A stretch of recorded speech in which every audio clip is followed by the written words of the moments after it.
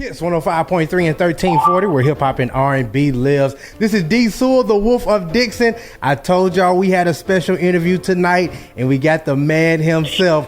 What's up, Chingy? What's up, man? What's going on? I'm just chilling right now. Actually, I'm down here in Florida where the hurricane is coming. What? Are you all right? Yeah. I'm good, but you know, the hurricane, what is it, Ira or something like that? Irma. Yeah. Armageddon is on his way. Oh, man. You can't get out of there? Yeah. I'm trying. I'm supposed to have a flight tomorrow, but we don't know. I heard they canceling and stuff and all that. But, you know, it's all good. For sure, man. We send nothing but positive energy towards your way, man. I hope nothing but the best, bro. That's crazy, man. So we going to get through it. It's good. Already. It ain't going to stop us. For sure. But Chingy, let's go ahead and get into this thing, my man. You from STL, man. So how did you first get into music? How did you get into hip-hop? Yes, sir. I'm from St. Louis, Missouri. North side of St. Louis, Walnut Park. I first got into music, period. Well, I was young, man. It was like in the 80s, 85. You know, being inspired by, Michael Jackson actually is the reason I wanted to entertain and do music and just entertain, period, and be an artist in the music business. But also, you know, being inspired by DJ Quick, Eazy-E, NWA, Run DMC, LL Cool J, Temptations, you guys, Morning Day. I mean, it's just all type of genres. I even like the Beatles and Pink Floyd, and you got all type of genres. But I was pretty much inspired by a lot of different types of genres of music. But I mean, mainly, of course, with the hip hop. And you know, that's pretty much what got me into it. Okay. So anybody locally that you kind of grew up listening to, you know, in hip hop that you know inspired you to do your thing? Locally, growing up, like I said, I was always young, doing my own thing, so I was always inspired by myself as well. Right. But locally, you had a friend of mine, which is a wiser guy. He's older than me, named Kilo Manson. He's from my neighborhood, and he was doing this thing. He had a mixtape. It was like 6 records on there, but I had a solo record on there. I was 10. Okay. I was 10 years old at the time. He had a mixtape which was making some noise around St. Louis, and I had a record on there called Knuckle Up, and I was 10 years old, and so it kind of got me circulating in the city. Of course, being known for, you know, battle rapping at a young age. But, you know, you had like Silk Smooth that started in St. Louis, Black Pearl Mafia. A lot of dudes that was very inspirational with to let you know that you could, you know, you can take it a little step further being from St. Louis and, you know, get stuff on the radio and get different situations for record deals as well. But yeah, man, I always was grinding on my own as a kid, starting to do my thing as well. In those same groups of people like who we talking about that I was just inspired by. Yeah. I was out there as well trying to make it. For sure. So you first start rapping. How did you know that you had something?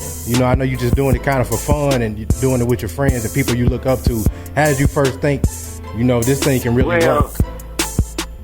Well, how I thought that I really had something. It was always for fun, but it was always taken serious too. Sure. It wasn't never like I was just doing it. It was like, if something happened, well, but if it don't, I always had a goal to make it. So every push forward was a push forward towards success. And I was in a 2 groups throughout my early on career trying to make it, and you know, we put out local CDs and just kept striving in and out of town, performing, opening up for different groups like Outkast. Who else we opened up for? We opened up for a couple people, man. I don't remember everybody, but yeah, I was traveling in and out of state. Just we was doing our thing. There was a group called Without Warning, me and 2 of my homeboys. And we was just grinding, man, just grinding. What let me know that I had something is one time we did a show. This was in '92. Right. We did a show in '92. It was 60 performers, singers, rappers, poetry, and dancers, and we came in first place. So that let me know that we definitely had something. That's dope. Chingy, I seen your interview with DJ Vlad, and you were talking about the group that you were in, and you were also talking about 2 Chainz, how you knew that once he left his group that he would finally do his thing. I wanted to tell you. Go ahead. I'm sorry. No, I was just gonna say, I told Chip that before. Yeah, and I remember we was on the road or somewhere, and we was talking, and I was just like, I always liked Chip. I always liked his style and everything. We became friends. But I told him once, I was like, when you get out of the group, that's when something's gonna happen for you. That's what I wanted you to kind of elaborate on. I wanted to let you know I've interviewed in the past few weeks David Banner. He was in the group, and he was talking about how he got out of that and kind of blew up. And also Little B, randomly, he was talking about he was in the group and he left, and that's when he did his thing. What do you think it is about when you leave a group and kind of it's all on you that kind of forces you to kind of make it on your own? Well,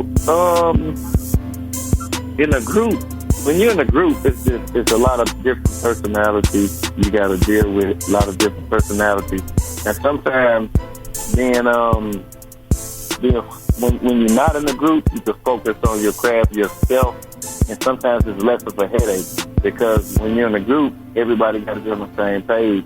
If everybody's not on the same page, like I said, you got different personalities. One person may want to do things this way, this other person may want to do things this way, you may want to do things this way. So at the same time, all those different personalities, nothing's ever going to be in sync totally. So once you step out of a group, if you are, and in my group, I was always kind of the leader. I always was trying to progress and get us to the next step. And so as soon as I got out of a group, something just ended up happening because I was always the most serious one.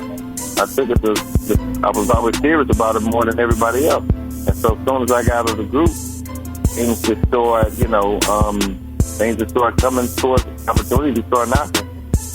So, Chingy, you've been in the game a while, and we in Arkansas, man. So there's so many artists here that just trying to break and just trying to figure out a way. What do you think is a way to kind of get on? What advice would you give an artist, or what mistakes have you made in the past that you could kind of tell an artist to avoid? What mistakes I made in the past, I tell an artist. Well, when you get into business, man, just try to start your own company for one. Get your own LLC company that you run. Have your own business. And when you're doing business with other people, sign yourself to your business and have those other people go through your business. You know what I mean? So if they want to do something with you, they got to do it with your business. Like if it's a record company want to sign you, they got to sign your label that you're on, which is yours. I guess. So pretty much be more business minded about it and try to find out, what the managers do, what the producers get, what the royalties, what the artists get.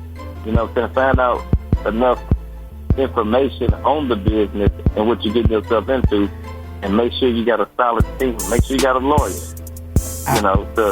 Your lawyer can be your best friend. So make sure you got a lawyer to look over everything, make sure everything is going right. Connect all these dots before you even enter into a record deal or any of that.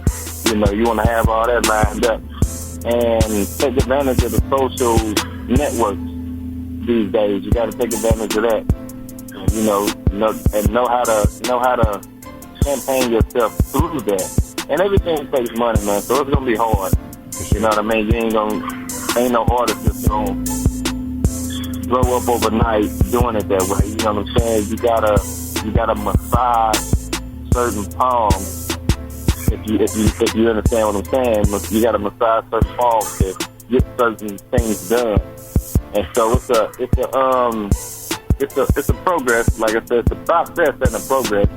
But long as you stick to your craft and always try to perfect it and keep going, man, and don't never get discouraged, you know, you'll get there.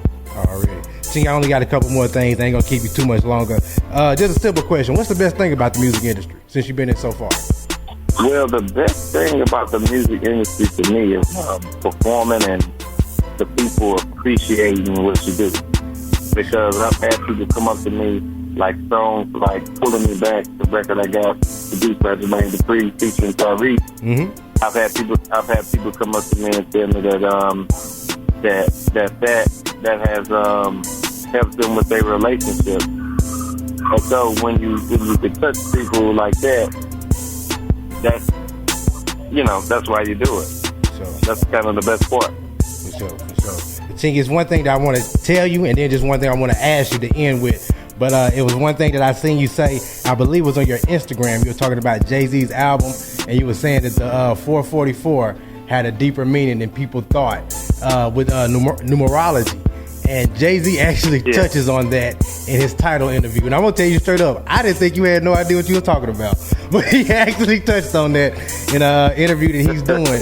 And I'm dead serious, my man. He says that it's a deeper meaning than people think. And the numbers really represent, different things. And you have to really get into it. So I was going to give you credit on that. You were the first person that I heard that said it meant something deeper than, the initial meaning. And the last thing that the last thing that I wanted you to do, Chingy, I've been checking you out, man, and I'm a big fan of you musically, and I like where you're at in life. Just a good place. I like what you're doing, and for sure, man. And I just want you to leave us with a universal truth gem, just something that we can take in our everyday life to become better people, man.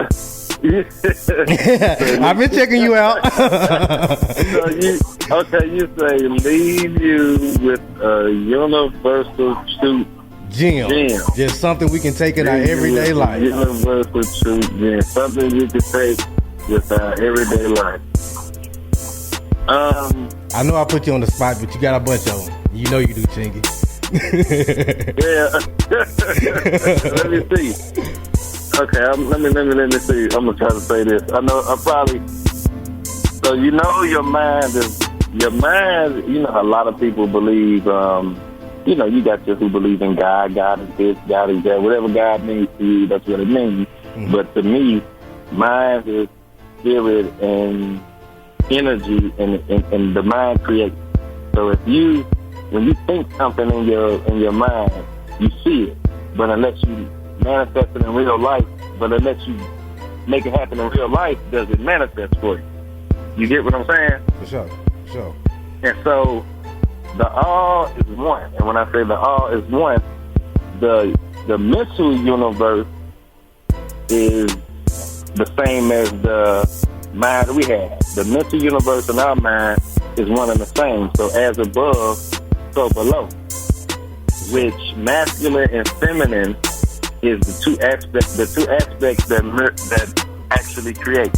When you get masculine and feminine come together in gender, those two things create, just like a man and a woman, right? Yeah. The man is more masculine, the woman is more feminine, but when those two things come together, they create. And so those two principles are everywhere in nature. You know what I mean? Whether it's animals, whether it's plants, whether it's humans, whether it's energy, whether it's magnetic or electric. So God and creation comes from light. So light, you always hear people say, it's all in your mind, and spark that light. That inner light inside of you. Well, God, take it this way. God is light and God is mind. And the only way you can really see God in the physical is through masculine and feminine energy. Because that's what's all around us. Now I know a lot of people not gonna get all of that. You know what I'm saying? A lot of people not gonna really get all of that because it took years of studying to even know about masculine and feminine and magnetic being feminine and electric being masculine and energy wise. So that's it. That could be a lot, you know what I'm saying? For sure, but that's what I do. I'm gonna put it this way.